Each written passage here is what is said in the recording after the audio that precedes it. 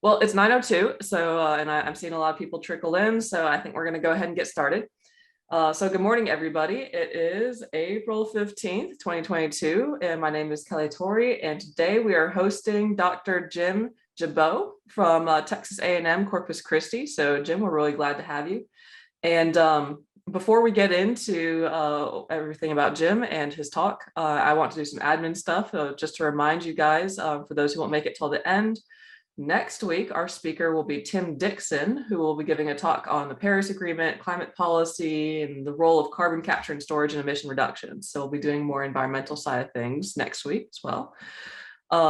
As a reminder, again, as always, please hold your questions until the end. You're welcome to type them in the chat box if you think that you're going to forget them or whatever floats your boat. Just please do not interrupt the speaker while he's giving his talk. And okay, so with that, we're gonna jump right into Jim's introduction.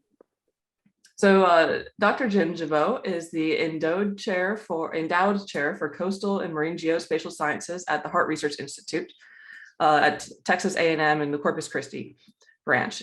He's a coastal geologist who uses topographic LiDAR, remote sensing imagery, GIS, and field surveys to measure and understand coastal change. His main research focus is modeling the effects of relative sea level rise and storms on coastal systems and projecting future impacts on natural and built environments. Dr. Gibeaut often provides scientific input and advice to those developing and applying coastal management rules and policies. He is currently on the Texas General Land Office's team developing the Texas Coastal Resiliency Master Plan. He's also the director of GRIIDC, a major scientific data management program advancing data sharing. So thanks so much again, Jim, for coming with and being with us today. And I really look forward to your presentation. So you're welcome to share your screen and take it away. Wait, right. Can I add one thing? Oh, yeah. Go ahead. Yes. No, don't let him. Don't let him. No. Okay. Should mention that as a Raw recently received PhD, he joined the Bureau in 1992. Starting a 15-year career here.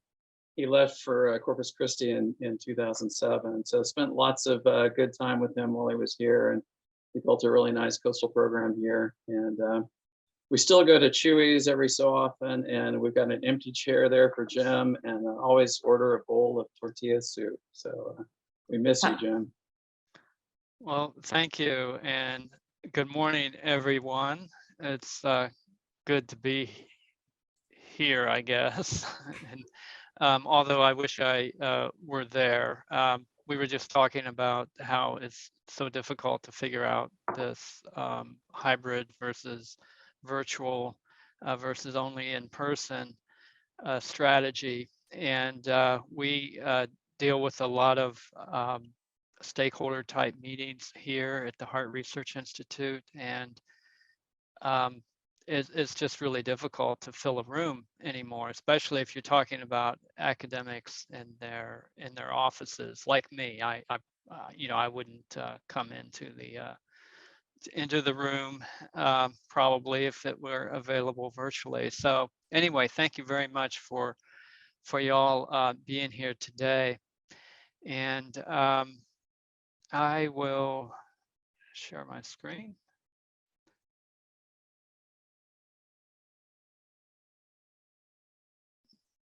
And that should have it. Okay.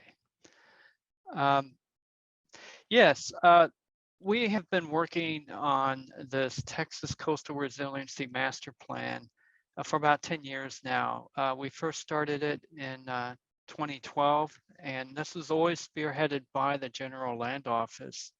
And that's what I'll tell you a little bit about today, and then I'll get a little bit more into what we're doing in my lab here at HRI to support the plan through modeling of storm surge and sea level rise. And so first I want to recognize my co-authors here, Mukesh Subadi and Marissa Dotson. Marissa was here until just recently. She took a great job at AECOM, who are our partners on this project as well, and Lee Hong Soo.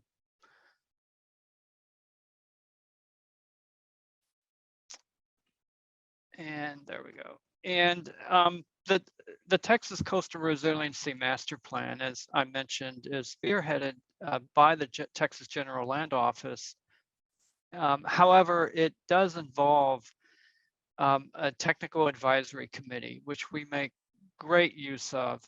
And these are people from all agencies and stakeholder groups, local government, county government, and the like, everybody who has an expertise about what the issues are along the coast.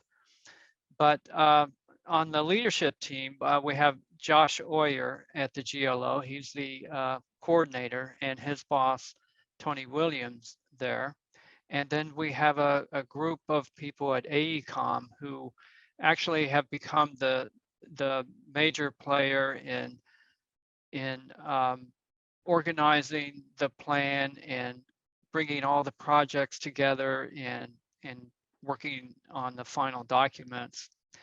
And we have Holloway Environmental and Communications. A very important part of this whole effort is communicating to not just the people who live along the coast, but the entire state. And then, of course, us here at the Harte Research Institute, which is an interdisciplinary, multidisciplinary marine science institute. And so I work alongside other groups here in fisheries, ecological modeling, water quality, biodiversity, plus socioeconomic researchers and policy and law, which we actually have two new positions, or positions we're trying to fill again for those areas of expertise. Now, there's lots of threats to the Texas coast, and it's largely a result of coastal storms are driving this, as well as sea level rise, which is a major driver that will impact the ecological system, the ecological functioning of the coast, as well as community resiliency. And this is because it's a very low-lying, gently sloping coast, as I think most of you know. And it's also generally subsiding, but it's subsiding at various rates. And shorelines are generally eroding. And there's been a lot of habitat loss because of these storms and sea level rise, as well as human impacts. Now, the Bureau of Economic Geology knows all of this, and they have provided a lot of the data that we use in the TCRMP, the Texas Coastal Resiliency Master Plan, in trying to figure out which projects should go forward to try to improve community resiliency. In a lot of ways, it's going to get worse because of a driver of population increase, and about 25% of the Texas population in 18 coastal counties, and we're expected to keep on increasing. I think maybe the latest numbers are on the order of 50% increase of population in the coastal counties by the year 2050 or 2060. So we have a lot of work to do if that's really happening. And we have observed what has been happening the last 100 years. And we know the climatic changes, the sea level rise changes that we expect in the next 100 years. It's really evident we need to start doing something differently, or our communities will suffer, and our the ecosystem, as well as our economy, because of very important human activities along the coast here. A variety of environments that we really are focused on in protecting or restoring includes the coastal wetlands, and that's because they mitigate flood damage and by attenuating wave energy, and they store storm water, so they help improve water quality as well. And they're very sensitive because they occupy a very small elevation range because of our very microtidal setting here, not just along the open coast, but in the bays, the tidal ranges are even smaller. And if we see sea level rise on the order of just 10 centimeters, we can see shifts in these environments. And hence the shifts in the ecosystem services that they provide to the coast. So these environments, however, can transition landward if given enough sediment and time to vertically accrete. And they also have to have the space also. Bumping up against more population, more hard structures that won't move is something termed called the coastal squeeze, where our migrating shorelines and marshes and wetlands can no longer continue to migrate upland and to mitigate some of the loss that's occurring on the edge.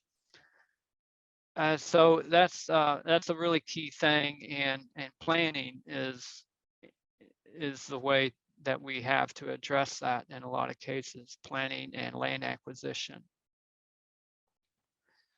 So the Texas Coastal Resiliency Master Plan, the one that is current right now is 2019, and we are working on one that will be published and provided to the legislature in 2023. And this is the vision to protect coastal communities, infrastructure, and the ecological assets from coastal hazards.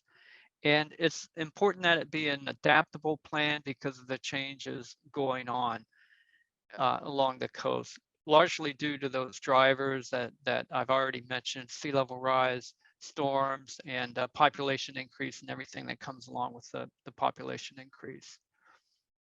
So it has to be very adaptable and not just address problems as they exist today, but look forward and see where we'll be in at least the year 2100. So the goals and objectives specifically are to identify, select, and fund projects that address the coastal vulnerabilities and restore, enhance, and protect the Texas coast. So in the end, the TCRMP is a list of projects that have been vetted and not ranked in a course sense. We have tier 1 and tier 2 projects, and tier 1 projects have appear to be at the end of the plan to be our best bets in addressing the changes that we'll see, the problems that we have today, and improve coastal resiliency. A very important part of the plan is to communicate, as I mentioned earlier, the environmental and economic value and the vulnerability of the Texas coast to the state and as well as national audiences. There's a lot of funding for addressing coastal resiliency these days, and however, it's not without competition. So we do see that, and we do need to present our case. Of course, Louisiana does a very good job, and they're far ahead of everybody else in presenting their case. But with this plan, Texas is doing well, I think.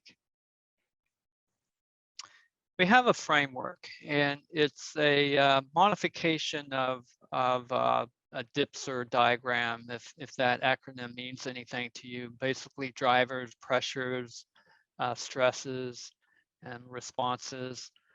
And but we've taken that approach and have our planning framework here, as you see. And on the left are drivers, which are broad phenomena that are occurring both outside the coastal zone and inside. And they can be classified generally in economic, social, or natural types of drivers. The natural type of driver would be climate change, for example, and social would be population changes, and economic could be dredging and shipping improvements, as well as the petrochemical industry. And they develop pressures along the coast, natural and processes and human activities. And a key one is sea level rise and storm occurrence, storm intensity, and of course, community and industry development. So these pressures create vulnerabilities that we observe on the coast. And there are 8 vulnerabilities here, and these are defined in the plan and are vulnerabilities that we are using in the plan to make sure that we're addressing the most important challenges along the coast. So you can see 8 of them here. I think I'll come back to these a little bit later. We have a TAC, as I mentioned, a Technical Advisory Committee, very important. And they provide input here to the state of the coast and also everything that we do to address the state of the coast. And data analysis also. We don't just rely on expert opinion. We provide the experts with a lot of data, then we'll get their opinions back. But we recognize that our data and our data analysis are not perfect, and there's a lot to gain from getting those expert opinions in a structured way to include in our decision-making process.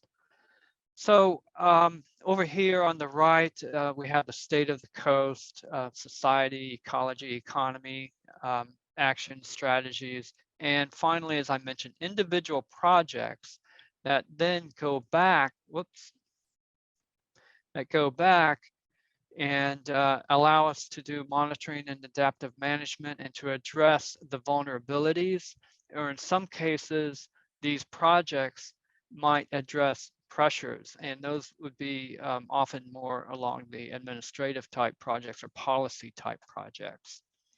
Let me go back to here and just real quick show that we have classify these projects, these approaches in broadly ecological, societal, and administrative approaches.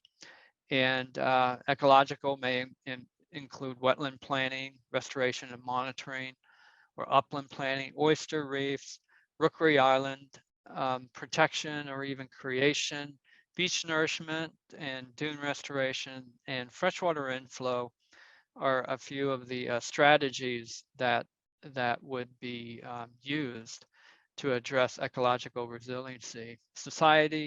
Societal resilience, we have not similar, but we have also a group of those types of things. So the plan covers both not society as well as ecological, but they're also linked, right? If you don't have a ecological resiliency, that it will impact societal resiliency. And so it's important that we keep that in mind when we're making our decisions. And then, of course, there's administrative resiliency, which potentially have the greatest possibility for impacting how things go in the future for us. Policies such as setback distances, land acquisition, and then studies, of course, are key to so we can continue to learn and improve things. So I've been mentioning the Technical Advisory Committee. Along with data analysis, the Technical Advisory Committee is very important. As I mentioned, it's because it's a recognition that we don't have, we have data gaps, we have old data, we have not the right kind of data, and modeling, which I'll talk about in a bit, also has its limitations. So it turns out that having a Technical Advisory Committee advising us really adds a lot to making good decisions for one, but it also adds to get buy-in from everyone, so that the plan just doesn't go out there and sit on the shelf, but that a broad spectrum of people out there can pull it off and start using it. And so that's just as important as anything else. So they provide general advice, data, and information. And they help us assess vulnerabilities, and they will score specific projects, which will be part of the, in part, will help us decide which are tier 1 projects that we address. Now this on the right is the Texas coast, and this is the planning boundary. It's the coastal zone management boundary for the state. And then in these outlines, we have HUC-10 watersheds. And one of the first things we ask the TAC to do for us is to go online and take a look at every one of these watersheds, and then give us a score or assess what are the important vulnerabilities of the 8 vulnerabilities that we were using here. How important are they for that particular watershed? And in turn, the area is divided up into Region 1 for the Upper Texas coast, Region 2, which is centered on Matagorda Bay, then Region 3, the coastal bend, where Corpus Christi is, and then Region 4, Padre Island National Seashore, a lot of it, and then all the way down to the border. And they did that for us. And for every one of those watersheds, they went through and looked at the preliminary data that we had for each of those, and then they told us on a scale of 0 to 5 how concerning these particular vulnerabilities were for each of those. So when we compile those in by region, Region 1, the upper coast, storm surge was number 1, Gulf shoreline change, 2, and inland flooding. You know, this is partly influenced by recent events as well. Region 2 down here in the Matagorda Bay area, their concerns are a little different. Bay shoreline change, degraded water quality, degraded or lost habitat. Now, the people we're asking this are people who have knowledge and are the scientists within the state and federal agencies, consultants in some cases, and planners, community planners and all. So this isn't just an open type survey. Bay shoreline change, yeah. So here, storm surge and Gulf shoreline change, they're completely different from the top 3 in Region 1. Region 3, for some reason, Gulf shoreline change comes up, which is one of the lowest shoreline change rates, or it has been historically. Jeff will tell you that. Things have been increasing lately, it seems. Degraded or lost habitat, bay shoreline change is really important.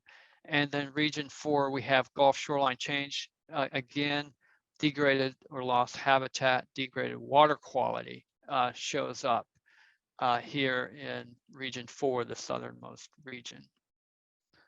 And so these assessments by the TAC are important because it helps us determine whether a particularly proposed project is really addressing the most important issues within a region. So now I'll move on to sea level rise and storm surge modeling. We do, as I mentioned, have bring forward a lot of data, and we're conducting a lot of modeling to help inform the plan, and as well as communicate what some of the issues are. So I'll go through this now. Relative sea level rise is pretty high in Texas. It's not as high as Louisiana, higher than Florida, but we see at these tide gauges say down here at the Port Isabel tide gauge, 38 centimeters over 100 years. So these are normalized on 100 years. 56 centimeters, 43, 65, and 56. So we have relative sea level rise occurring across the entire Texas coast. And it's, you know, it's 1 to 2 feet in 100 years, or it has been anyway. But there is some variance along here also because of the variable, mostly because of the variable rates of land subsidence that are part of these numbers that we see here, not just global mean sea level rise. And we also are in a hurricane zone, of course, and these are return periods based on whether or not you have a tropical storm, in this color, hurricanes and the major hurricanes. So the upper coast gets, statistically, is more hurricane prone than the other parts of the coast, where we have, for a major hurricane, just a 26-year return period. The longer, greater amount of the years, the best, the more quiet it will be. And then 52 years here in the Region 2 area, Matagorda Bay there. And then here in the coastal bend, it's 105 years. So this is great. So the coastal bend is the least hazardous place to live along the Texas coast. Yeah, I'll probably regret saying that, but that's just the way it is. And it's not just because of this, it's also because of our topography and the other things going on here. Then 52 years return interval down here. So this is something that we need to plan for. We need to plan for both sea level rise and storms. And very importantly, we need to plan for storms on top of sea level rise. So what will the same storm that strikes us today gives us a certain storm surge pattern? What if that same storm strikes 50 years from now? Then what? And that's really what we need to plan for. So the models that we use are the Sea Level Affecting Marshes model, or it's called SLAM.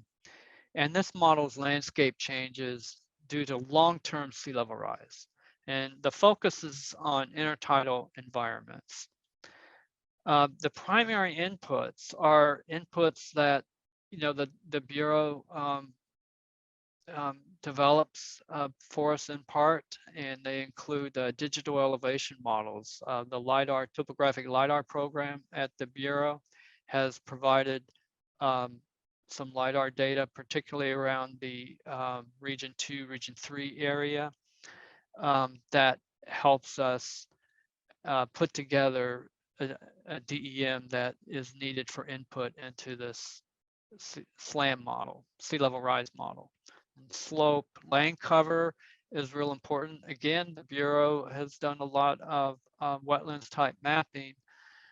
We don't necessarily use that for input into SLAM, but we do use it to look at how things have changed in the past, which is very informative. But we use National Wetlands Inventory products for that. Erosion rates, of course, that's from the Bureau. And vertical accretion rates, that's mostly from the literature. And this lab, my lab down here, has done some locally to see how marshes vertically accrete, what the rate of accretion is, which of course is important for keeping out the sea level rise or drowning.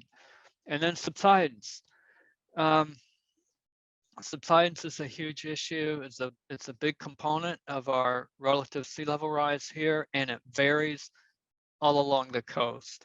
And so basically we do the best that we can with that, but it is a significant data gap.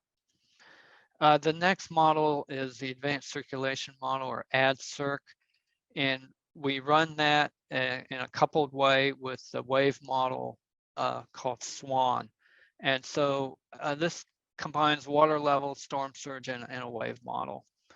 And the primary inputs for that is the digital elevation model again. The topography is a fundamental data set, but we also have to have bathymetry with that, and surface roughness and storm characteristics.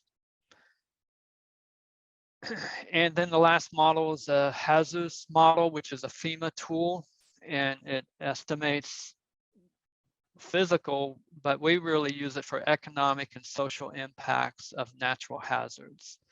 And so this is a model that is run to determine, well, if a storm of this characteristic comes through here and provides this surge pattern, how many buildings will be destroyed, how many people will be displaced, and how much will it all cost? So this isn't just a model, but it's also a big database to help count up all those impacts. So our modeling framework is first the sea level rise model we run to create a new surface, 2100 surface, both a topographic as well as land cover surface.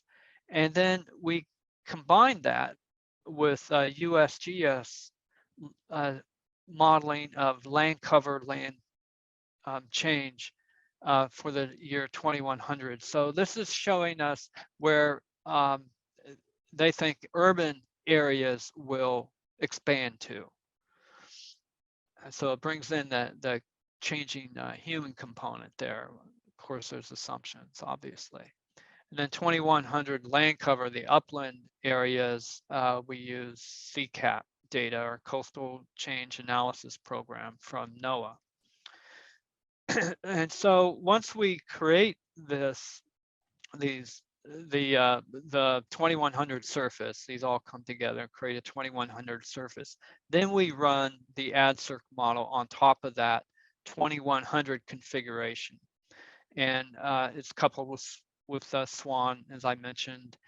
And we look at the change and damage analysis with Geohazards. And we'll put in certain projects or theoretical projects. Well, what if we have a big restoration program here? And I'll show you an example of that later. What difference would it make in these storms that we're modeling, the surge depth and penetration? And then we have it all coming together here in a change and damage analysis box. And then where we're not here yet, but the geohazards and vulnerability maps that will develop, that will show people how things have, how their environment has changed in the past and where we think it will go in the future and what you need to look out for. And actually, that's work that I started when I was at the Bureau of Economic Geology. Okay, so here's a view of SLAM, taking SLAM and going to AdCirc. We developed that 2100 land cover using SLAM. Then we add the USGS development forecast, urbanization forecast, and also other land type use changes that they model. And then to really get the upland areas, we use that coastal change analysis program. We calculate the surface roughness, which is a key number that varies across the terrain that AdCirc requires in order to determine how much resistance to flow there is across the terrain. Very important surface that we create here that's derived from the land cover land use units. And then we put that on the SLAM 2100 surface, that topographic 2100 situation. And then we run AdCirc and the SWAN. Digital elevation model, I keep mentioning. We use a bare earth DEM, or it's not really a bare earth, right? Because you know the techniques aren't good enough necessarily to to get to bare earth, particularly in marsh areas, which is a focus of a project that we have now with NOAA to try to improve DEMs for the purpose of improving sea level rise modeling. But we have what we have, and it's really picked up lately. As I mentioned, we used BEG data, but we had a couple of big acquisitions by the state in 2017, 2019, and now much of our, if I showed you this DEM, you know, a couple of years ago, it would have had about, we had about 15 different sources of surveys. Now we have about 4 or so. And in fact, in some places, we still have the old 2006 LiDAR data, which isn't so good. So it's a seamless DEM for the entire coast. And we gridded it at 2 meter, which is our modeling resolution. And it's also available on Grid C. So GRIIDC, Grid C, which is our public data repository here at the Harte Research Institute for anyone to use.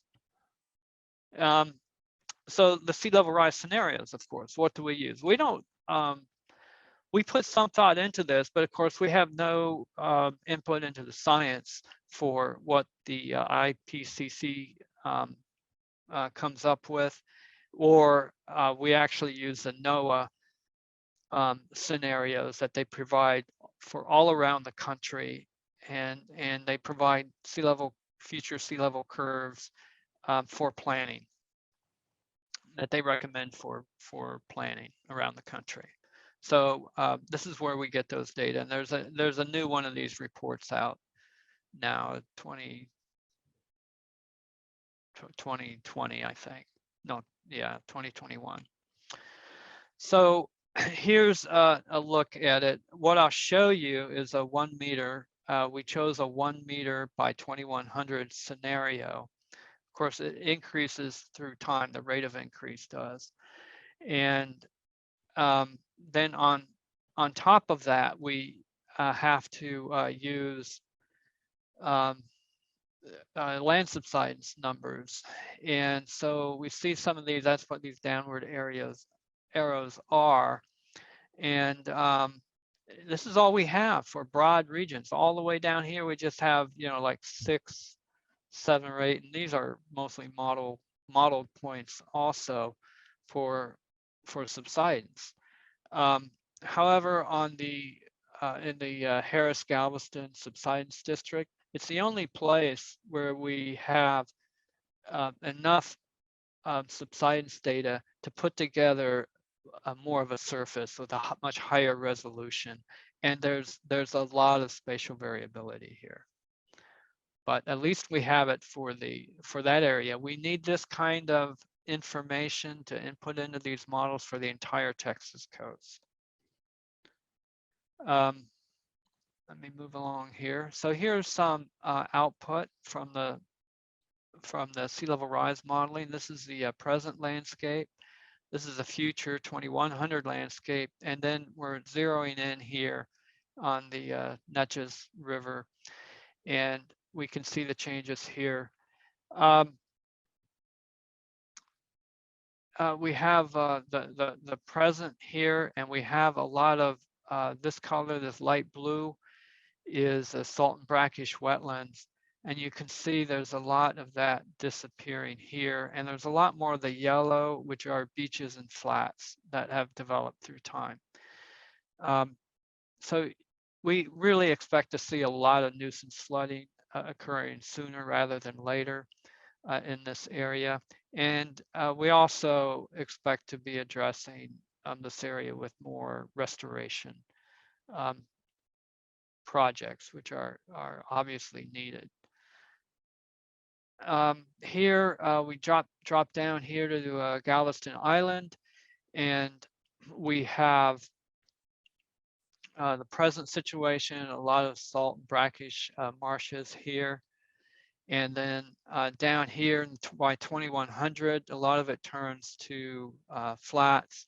Big area of open water here develops. It's right here. Lots of salt marsh now, but open water developing by 2100. Over here in Christmas Bay, a lot of the marshes are turning to low flat type environments. And here we're on Manigorda Island and north end of San Jose Island at Cedar Bayou. And this old tidal delta, flood tidal delta, washover fan doesn't survive the sea level rise based on the vertical accretion rates that we are using anyway for this area. And down here, big changes in the wind tidal flats. This is part of the modeling that I have lower confidence in because we don't have really great vertical accretion rates. And a lot of that sand is coming across the island, and the modeling really does not model that process of overwash or even aeolian transport. What we need are really good vertical accretion rates along here.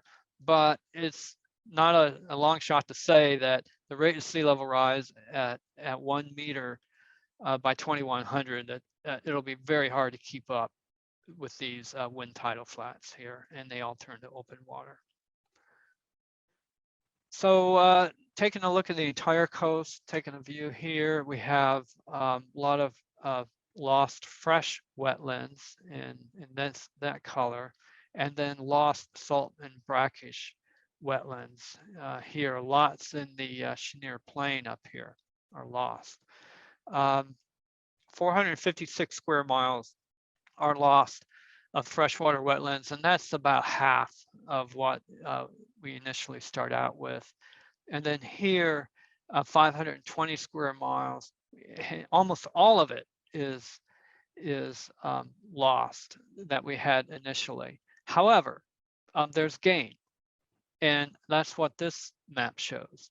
A gain in salt and brackish wetlands in the yellow. So you can really see that halo here of those upland areas that turn to salt and brackish wetlands. Actually, a lot of it is freshwater wetlands that turns to salt and brackish wetlands. And so there's 668 square miles actually gained. And so that gives you a net gain of 148 square miles by the year 2100. So this projection is that we're not going to lose salt and brackish wetlands. They'll just migrate upland, and we'll lose a lot on the seaward side, but it'll be made up for. Overall, a gain in open water, though, and this is a bit concerning. 751 square miles is what this scenario projects, this modeling. So jumping to the storms now, we use synthetic storms that we selected from the U.S. Army Corps of Engineers Coastal Texas Study Storm Database. And so they had a database of storm characteristics, and they're synthetic. They're made up, and these storms didn't actually happen. But it's a huge database of, I think, 600 different storms, and we just didn't have the time or the resources to model all of that. Of course they have, and that's how they come up with some of their products. But we selected very carefully the number of storms that we could model in time for this work, and we came up with 19. Now, 3 of them are Cat 3 storms, and 10 of them are Cat 2. And now this is on purpose also, because we really want to communicate here, and we also want to show differences along the Texas coast. And so if you bring in Cat 5 storms, very large storms, then everything just gets wiped out. So you don't know what the relative susceptibility is. And so we used Cat 2. And these have extensive inland flooding, and they have a very high frequency, a likelihood of returning. And most people can imagine themselves in this scenario of a Cat 2 storm. So communication there, big part of it too. So here's a storm that we modeled coming in here. It's a Cat 2 storm, and this is the present landscape of the storm surge. And here's the scale of the storm surge over here. The blue being not very much, pretty shallow storm surge. And then here on the right is if we run that same storm across the 2100 landscape. And of course, you see very large differences. Berry Island is greatly impacted, and the Nueces Delta impacted, and then all along here, of course, really key. Here's again Corpus Christi Bay here, and showing the difference in inundation extent. So not depth here, just inundation. Present landscape is a light. Is this light blue? I guess it is. And the future landscape, we get a lot more area inundated. And in fact, we get an additional 245 square miles inundated for the same storm running in 2100 over current conditions. Here is another quick look to maybe show you some differences here. Each one of these have a storm that was run across that are more or less about equivalent in size and severity for each of these regions, region 1, 2, 3, and 4. And then these colors, we added the present landscape, which is a storm surge extent here, and the upper coast. The whole area there is lots of penetration there, as well as over here. And then the 0.5 meter sea level rise scenario. Let's say we raise everything 0.5 meters and adjust the land covers accordingly. We get more penetration, and then the future landscape 1 meter, you can see the greatest amount of vegetation. Here in region 2, patterns are pretty similar, but I want to really point out region 3. Again, we're in a much better situation here in region 3 in Corpus Christi, I think, overall, where we don't have these massive spreading out, big penetration of storm surge in region 3. It's because of the topography and also of the protective environments that we have. Region 4 down here, I'll just leave that to you. I gotta keep moving here. Building damage analysis has this output. Combining for the entire Texas coast, we have buildings damaged in 2100, and then buildings damaged currently. And so for each region here. So you can see that in 2100, there are so many more buildings damaged than what we have today. And that also, this is output from houses, and you can see the differences for the entire Texas coast, what we're facing economically. So that's a really a key diagram. I feel like I'm running a little bit long, so I'm gonna jump ahead just a little bit. And these are, as I mentioned before, we do also do modeling to see what the impact of certain resiliency projects are. And this is one where we have 2100 without projects, and then 2100 with projects. And without the projects, as we raise sea level rise, this area becomes a lot more tidal flat and open water. Over here, though, if we keep up with vertical artificial, with us actually adding more sediment to the top of the marshes and flats here, we're able to keep it up in saltwater and brackish marshes mostly. And we're going to keep on moving here. So this is a diagram of how much that particular type of technique, if you're able to do it, that's a big if, that how much of a difference you can make. And I'll just focus in on open water, where in 2100, without any projects, we have this much open water, but with this one strategy of manually doing the vertical accretion, not just relying on the natural environment, we're able to keep it about the same in 2100 as it is today. And also that impacts the storm surge. We can get really lower. The penetration is about the same across this area, but the depth of storm surge is lower with projects down here on the bottom compared to without projects without that manual accretion in the future. So quickly, in summary, nothing real earth-shattering here, but wetlands will be lost to relative sea level rise, and this will decrease our ecosystem resiliency and increase the vulnerability of natural and built environments that we have.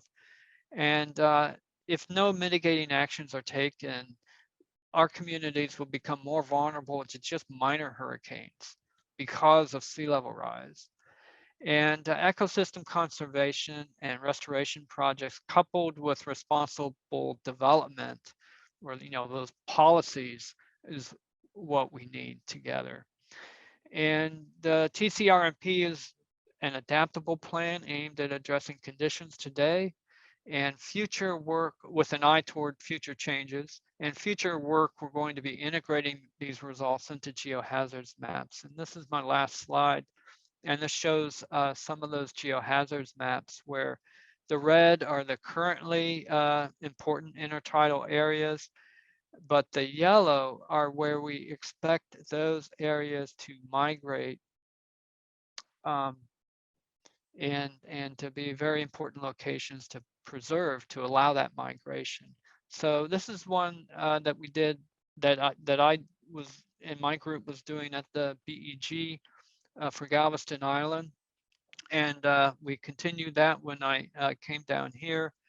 And this is one for North Mustang and North Padre Islands. And we have one for South Padre as well. And so the idea is to use these data on past changes as well as a modeling of future changes to show people a picture and a picture that also shows them the future of what they may be facing in changes. So thank you very much.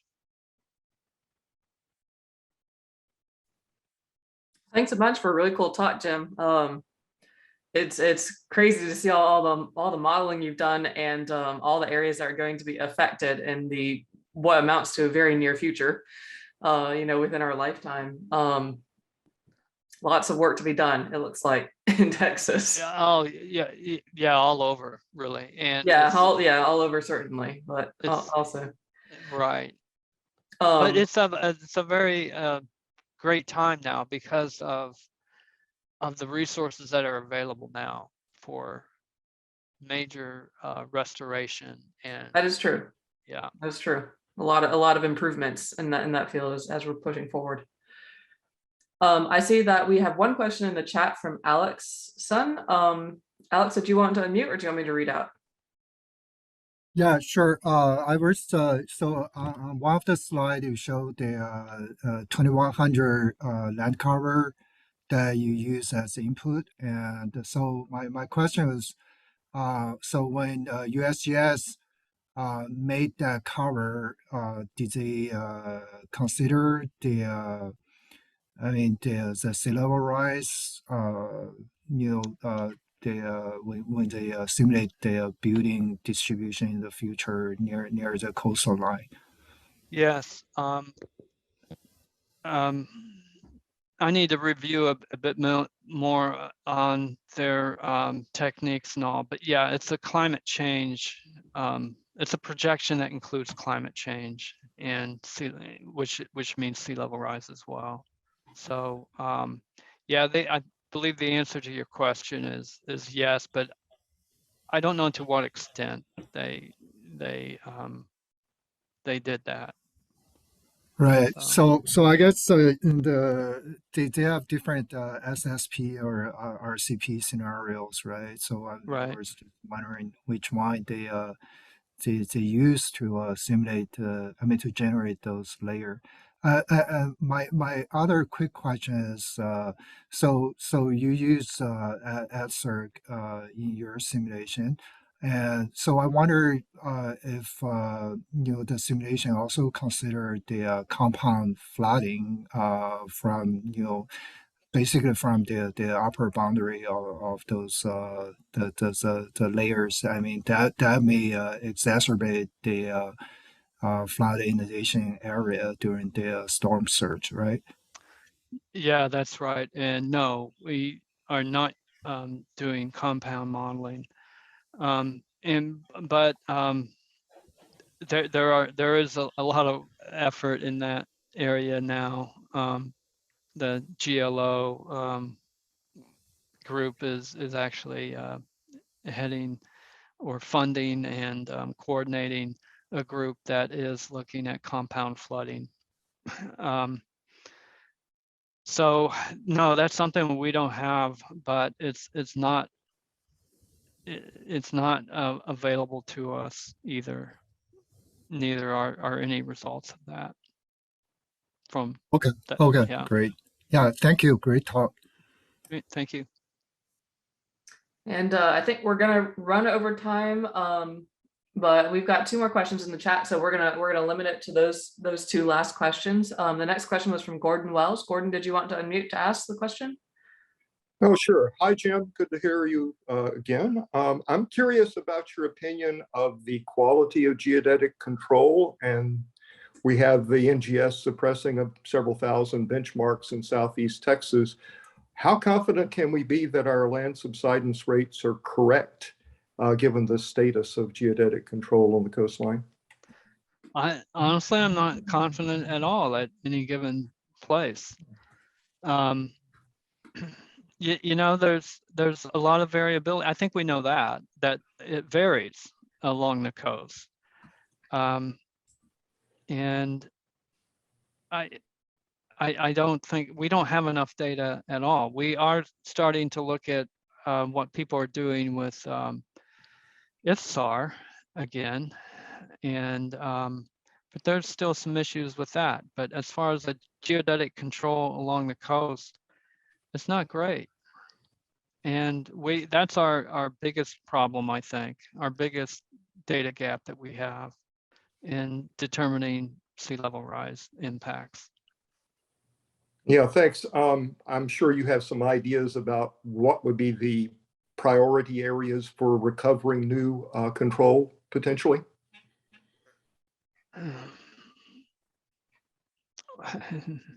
Well, I guess the one area where we have better control is the Harris Galveston subsidence district. So I guess I wouldn't suggest that. I would go to more data poor areas. And yeah, any particular place along the coast, I'm not sure. I think I would look in maybe the Matagorda Bay area. And so that would be a key place, I think, to have much better subsidence data for the modeling that we're doing. Okay, thank you. Yeah.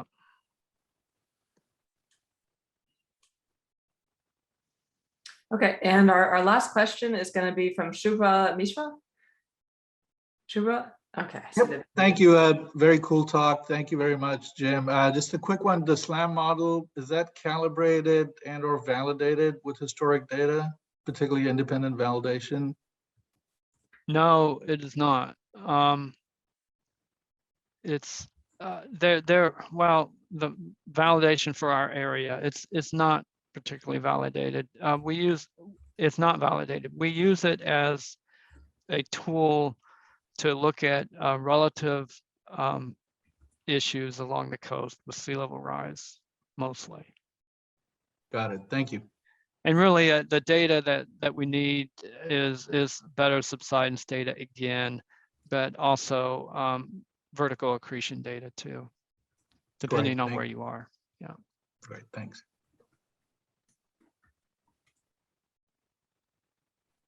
Okay, well, I think that takes care of us for questions. Thank you again so much, Jim, for coming by for a really cool talk. You know, I wish it could have been in person, but hopefully sometime in the future. Right? Well, yeah, absolutely. Yeah, I'd love to come up. I was looking forward to coming up there, but yeah, I know the situation. So. Well, yeah, we'll get there sometime. Okay. Okay, so to everybody else who's stuck on, please just a reminder, next week, our speaker will be Tim Dixon to give a talk about the Paris Agreement and climate policy and the role of carbon capture and storage and emission reductions. So please join us then. And until then, see you guys next time. Thank you.